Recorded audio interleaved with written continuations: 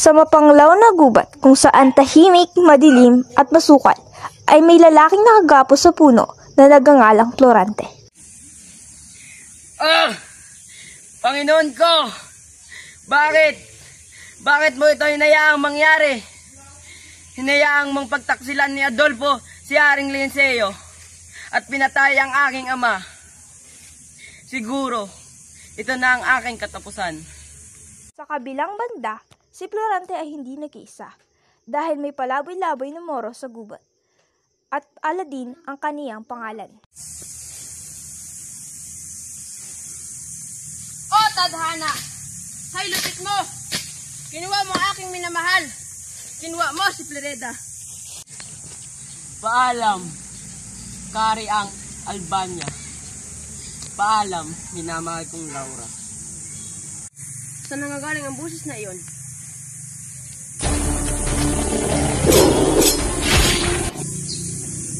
Parang pamilya sa akin ang taong ito.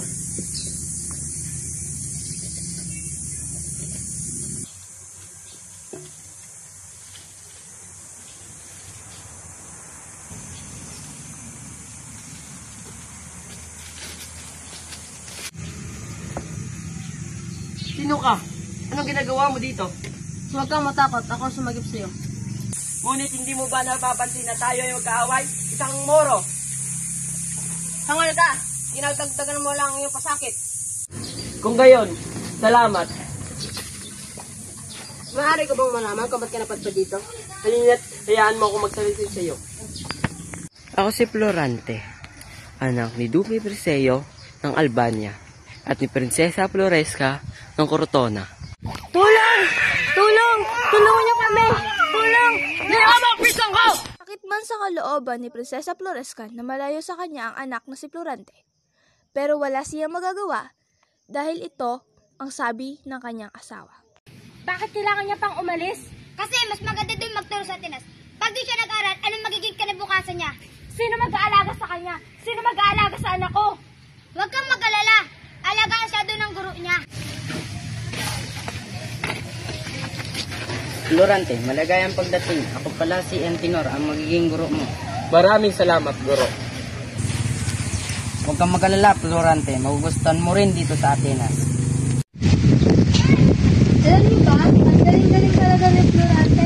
Oo nga! Tumigil kayo! Tatagal ni Florante sa Atenas. Sumikat ito at lumabas ang tunay na anyo ni Adolfo na kung saan ipinakita niya sa dula-dulaan. Si Florante at Adolfo ang unang magsasadula.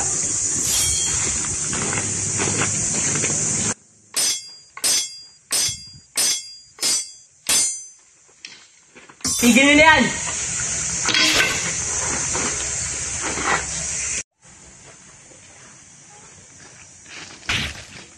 Nakatanggap si Florante ng sulat mula kay Duque Briseo, ang kaniyang ama, na pinaslang ni Adolfo ang kaniyang ina na si Prinsesa Floresca.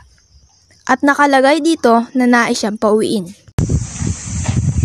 Florante, nakatanggap ka ng sulat galing sa iyong ama.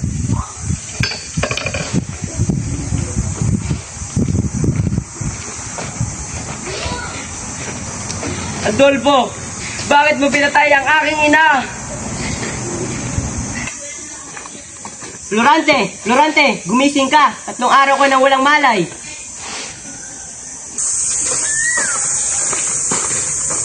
Aking guro, paalam na po. Florante, lagi mong tatandaan. Mag-ingat ka kahit ito. Maraming salamat po. Hindi ko po makakalimutan. Florante, mag-ingat yan. Umuwi si Florante na baon ang payo ng kanyang guro. Mahalare, ito pala ang aking anak na si Florante. Ikaw ang binata sa aking panaginip. Ikaw ang papalit sa aking trono.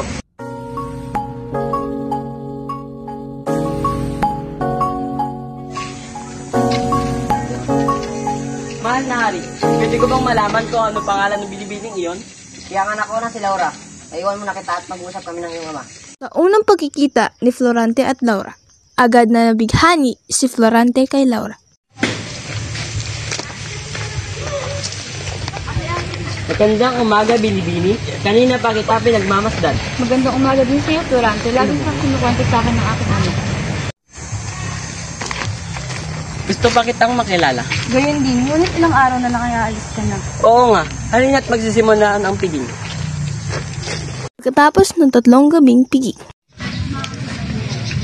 Laura, Mag-iingat ka sa pigmahal, Florante.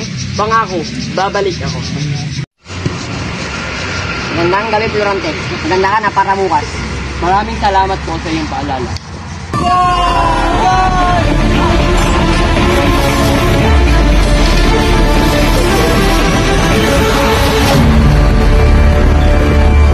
Nanalo si Florante sa kanilang labanan.